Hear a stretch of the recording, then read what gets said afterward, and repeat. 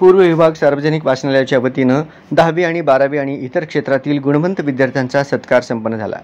कार्यक्रमाच्या सुरुवातीला सर्व मान्यवर प्रमुख पाहुणे आणि पदाधिकाऱ्यांच्या शुभ हस्ते सरस्वती मातेची पुष्पहार अर्पण करून पूजा करण्यात आली।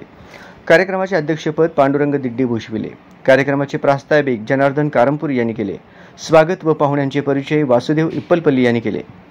चौफेर आणि विविध क्षेत्रातील परिपूर्ण माहिती देताना विद्यार्थ्यांनी व्यावसायिक कौशल्य आत्मसात करणे काळाची गरज असल्याचे सांगताना अधिक माहिती विद्यार्थ्यांसमोर मांडताना प्रभाकर बुधारम काय म्हणाले पाहूया। लिमिटेशन्स आहेत ते तुम्हाला नंतर तुम्हाला सांगेन मी कधी संधी मिळाली तर, पण जे काही निवडाल ते विचारपूर्वक निवडा। आपल्या आईवडिलांच्या परिस्थितीचा, आपल्या कौशल्याचा, आपल्या क्षमतेचा विचार करा आणि त्याच्यानुसार करिअर निवडा।